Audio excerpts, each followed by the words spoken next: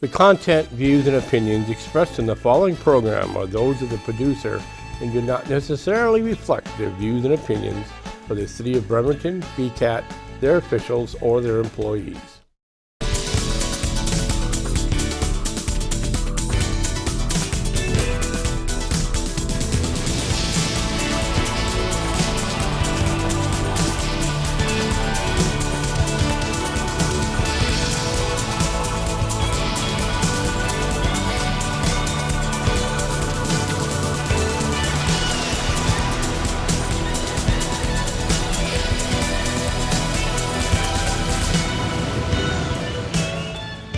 Hello, and welcome to another episode of Kitsap Literary Artists and Writers Showcase. My name is Mark Miller, and today we have a nice children's author by the name of Catherine Hulet, and she's a member of Kitsap Literary Artists and Writers.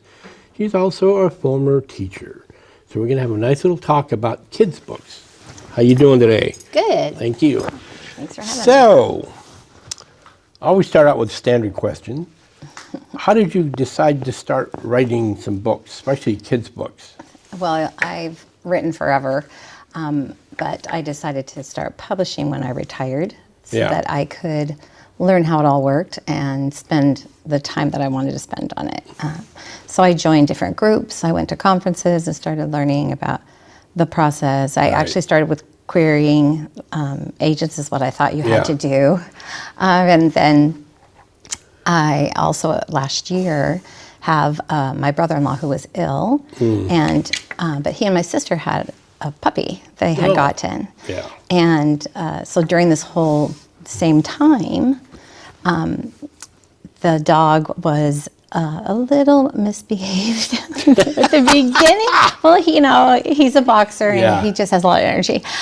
Since my brother-in-law was ill, I went with my sister to the different things. Like we went to the vet together for the first vet visit. We went to puppy school together. So a lot of these things I experienced with her and Max firsthand. So that's kind of, it overlapped with me doing the writing and the conferences. And when I started querying, I had someone interested. And then the agent told me, but just so you know, it could take between a year and 3 years to actually come out, the whole process. And I said, I don't have that time. He doesn't have that much time to live, and I wanted to have the books out so he could see them. And so that's kind of why these books are published first. Right. So you went the self-publishing route. I did when I realized, I needed a faster time. And so I had to learn everything very quickly. Oh, yeah. Well, you did. I was going to say we were just discussing before we started recording and stuff about your covers and everything like that, and the fact that you did have a trained artist help you with the covers. As I can speak from the voice of experience, some of us have the artistic ability of drawing stick figures, and that's it. So you found somebody that knew what they were doing with the covers, of course. Yes. My illustrator is in Australia. Right. And that is, she strictly does just the illustrations, and then she would send them to me. And then I would do everything else. So I did have to learn how to do all the other parts myself. And then the books are in rhyme, because when I taught elementary, primarily first grade, but it was kinder first, second, third. But that's what I focused on. I love rhyme. Kids love to listen to rhyme. I love to read the rhyme. So then even when I hired editors, I had two. I had one editor that would only do the meter rhyme storyline, and then I had to hire another editor to do everything else. So. And that brings up the whole thing too, the importance of finding an editor that likes your genre, understands your genre, and also understands your independent little voice that every artist has, and they should help improve that voice, but don't kill that voice. Right. And my main goal too was I wanted to be able to go into the schools. That I am still trying to give back, even though I'm a retired teacher. And that's a way I can give back, is go into the school. And I've done assemblies, I do author visits, all of the kindergartners in South Kitsap have gotten a free book of mine where I did get to do an author visit. And then I get to talk to them and explain about rewriting. When you write a story, the first time doesn't mean one done, it's all good. Yeah. We rewrite it, and I show them how I've rewritten the story so many times. And at first they're like, oh, no. And I'm like, no. You don't have to do the whole story that many times, but I did rewrite every story several times and then just focus on certain things. So, but just understanding the whole writing process, it was a fun way to share the completed project and explain the whole process and how it works. So. And of course, one of the books here, My Tummy Made Me Do It, and of course that's the second edition. Mm-hmm. Okay. The importance on this little thing is the puppy eats blackberries. And so we have here in Kitsap County the Blackberry Festival. So that tied in with that. So we had last year, they wanted more, every vendor to have a tie-in with definitely blackberries. And so that was one of our tie-ins. We have a book about a puppy eating blackberries and eating too many blackberries. Well, and I live in Manchester, and so does Max, and my sister and I live close together. And so it was fun to put things from our area in that book. And so the kids that went to Manchester Elementary were so excited to see, hey, that park is near me. And so it was really a fun way to tie that in, too. They were excited. Well, and how, just kind of give everybody an idea, how long did it take you, average time on one of these books to do the complete layout, and things like that, since you self-published? Oh, so many hours. It was, months worth of work because I knew nothing really going in, how it was all put together and how to do it. And so, it was like 10 hours a day sometimes, and because I had a timeline and I knew, and I'm so glad I did it because my brother-in-law was so excited that it was about the dog, and he did get to see them all before he passed. Cool. So it was worth doing that for sure. And then this book, actually, I wrote this story a long time ago. It was one of the first ones. Oh, okay. And each one is for a purpose that is dear to my heart from teaching. Yeah. So when I was teaching, there were kids that were visually impaired, and it was very difficult at that time to find books where those kids could relate to it and see themselves in a story. Yeah. And so that's why it's called Juicy Words, only because when I used to talk to kids about writing, I said, come on, we need to make the words juicy words, not flat, dry like a hamburger. You want a juicy hamburger, not a flat, dry. And so it kind of tied into, helping them see why we want to make it exciting and fun and great adjectives. And, so that was kind of where this came from and why I did it. And I know you and I were having a discussion a while ago about you changing the cover to reflect more of the story. So you could kind of explain a little bit about that. Yeah, Blue Forge Press published this one for me. I didn't. And so they were wonderful at letting me see the cover and giving my opinion on it, which I know a lot of publishers do not do that. And the one thing I noticed, the original cover, the dog did not have a leash. And so even though it's not officially a service dog, it's your companion dog, I said they're walking up to a school, and that I want it to be still realistic, even though it's fiction. It's still realistic fiction. So I asked them to add a leash to the dog, and then they just kind of redid it. And the personality of the one character comes out a lot more now in this version, so I love it. So, and get a little bit into the story. What is the personality of the person? Well, we have Zelia and Maggie. Right. And Zelia has a lot of personality. It reminds me of, could be like students I've had maybe in the past. Yes. And she doesn't mean to be a little naughty sometimes. It's just she has a hard time with self-control. And that's kind of what it's about, is she can't find a friend that can be a best friend because she's so much for everybody. But then Maggie is the opposite, wants to just stay at home. She's shy, she's quiet. She is visually impaired. But the whole point of it is that when you read it, you're not supposed to know she's visually impaired at first. Zelia just sees her as someone who's a great friend, and she finds her superpower for her, basically.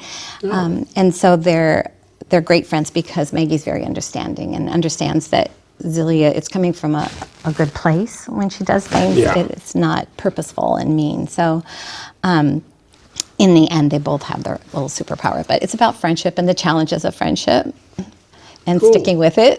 Yeah. So Are you gonna do a follow-on book?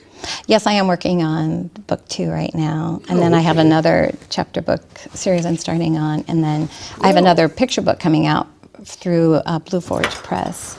Well, what's And it's a choose your own adventure kind of story more. Oh, okay. So the puppy stories are probably complete, or are you gonna? I might do more, but for now, I'm just trying. Last year it was a lot to go in to do visits all the time. Exactly. And then I had to get sponsors because I did have businesses. I had 19 different people or businesses that sponsored classrooms for me. Oh, cool. And that's how the kindergartners, they walked away with a bag like this with a book and a sticker and a bookmark in it.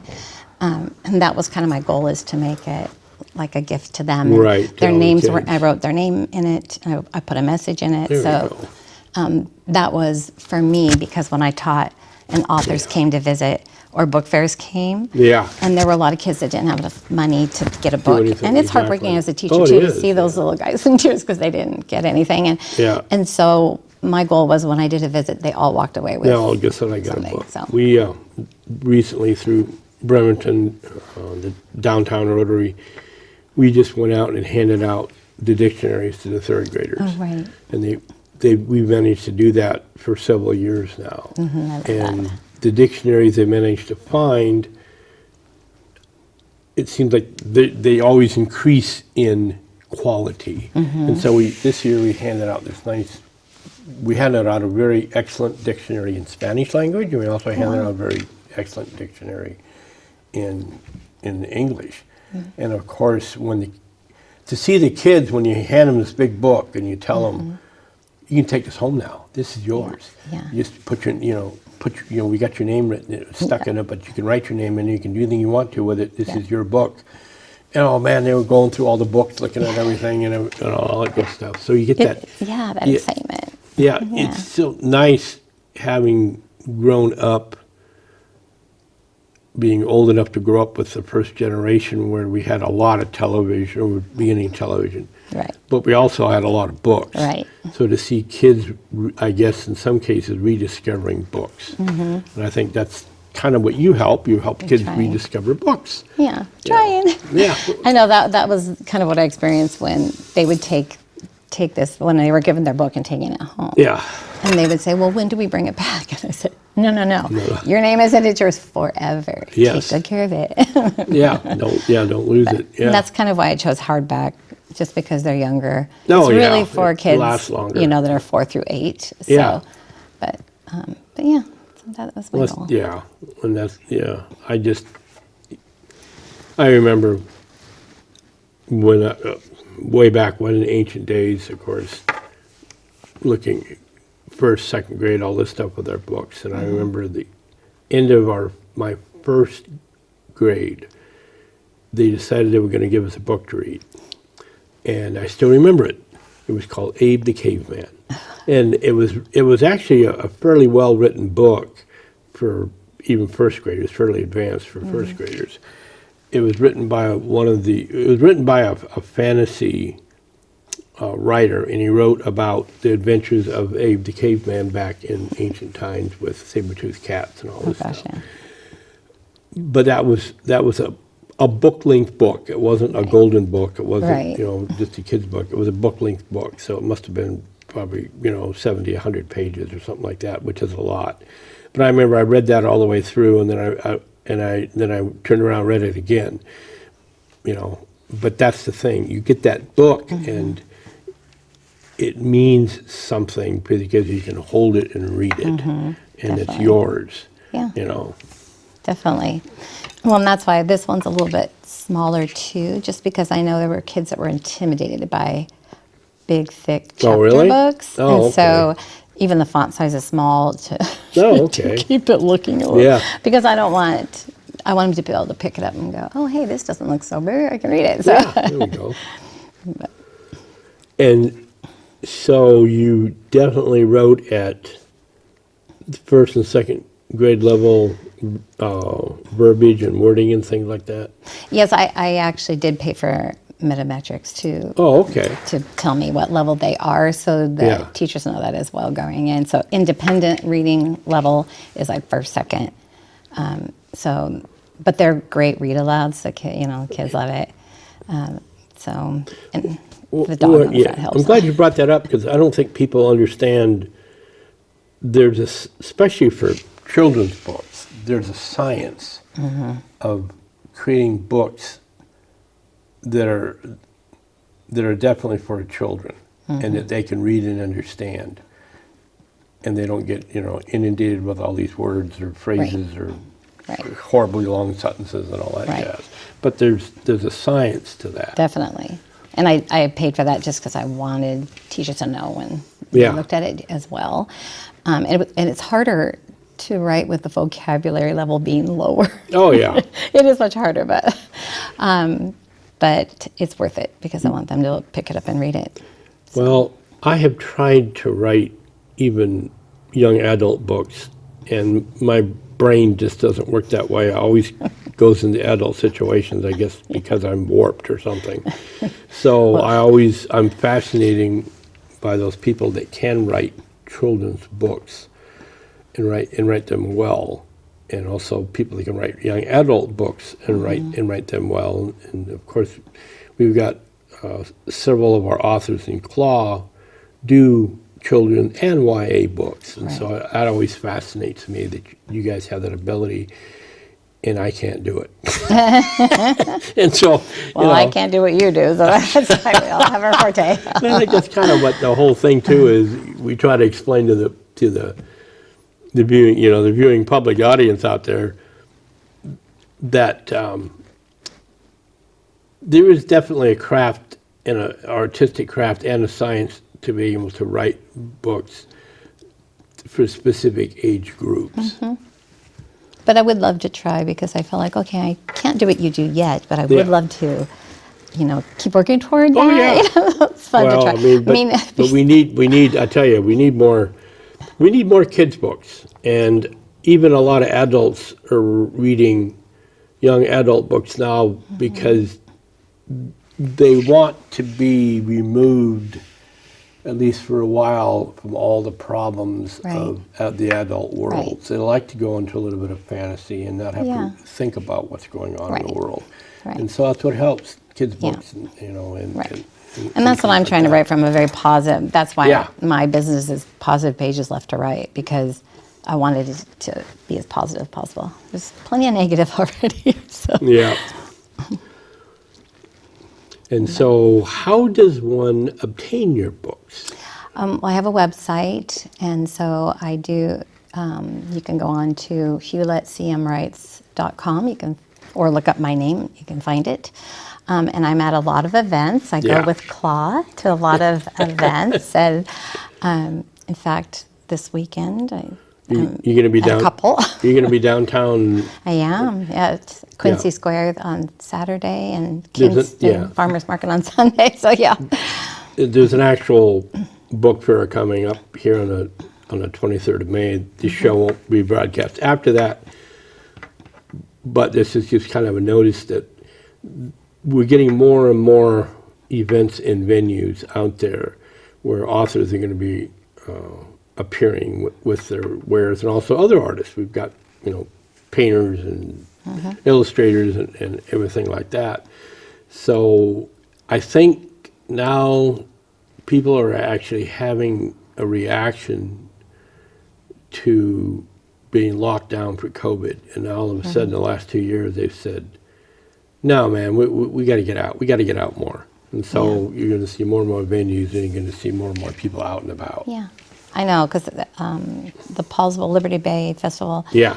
That'll be fun. That's like a 3-day. Yeah. So lots of fun of it. I love that because I love the energy of people and interacting with people. I know some people don't, but I love it. And I love going into the schools and it's working with kids. Yeah, it's fun to sit down and have a conversation. Whether it's like, okay, you write books about dogs. you can talk all day about dogs and things with dogs, because as far as I'm concerned, dogs are better people than we are, and everything. So, and of course, I've had boxers too, and so they're a unique little breed and everything. So the fact that you were able to do that with a kid's book, of course, is special. Yeah, it's fun. And my sister was a teacher as well. She just is not going to go back now after her husband passed. But Was she an elementary school teacher yes, too? Okay. that because we worked together. That was so much okay. the same school in the end. But Max actually came. The kids have seen, a few of the kids have seen him. Oh, And even okay. when I do an author visit, Yeah. there's a little video where she talks to the kids and shows Max now and live, because when they see just the first book, he's tiny and he's a little tiny puppy. yeah. They assume he's a little puppy still. Oh, but yeah. He's full grown. He just turned 2, but He's 2 so years old sweet. now. Yeah. Okay. And she walks him twice a day in Manchester. So some of the kids from Manchester Elementary have seen her a lot already. But Does he have any doggy friends? a lot of them along the way. My dogs, I have golden retrievers too. Oh, okay. So they that are they young. visit. Okay. And yeah, they play together. Oh, there you go. Yeah, we Dogs- both walk our dogs. So, Dogs need other dogs. We have 3 Definitely. large dogs at home, and discovered a long time ago, a dog by itself, it loves us humans, but they need another dog so they can talk dog talk. Yeah. People understand people. Dogs talk to each other. Don't let anybody else tell you they don't, but they talk to each other. yeah, my little female Goldie is in charge of everybody. There we go. There's always one dog that's got to be in charge. That's just the way life is. Yeah, but he's super sweet. He looks very scary. He's very intimidating looking, and there is a photo of him in the back of every book so the kids can see. But he is the sweetest thing. So it was easy to write books about him. He's funny. I love humor, so I always put a little humor somewhere in my books. Well, I'm glad you could come here. Yeah, and thanks for so I inviting really me. appreciate it. Yeah, and thank you. Here at the Thanks for having me. little claw showcase. Kitsap Literary Artists and Writers exist to help all type of creatives out there in the public venue.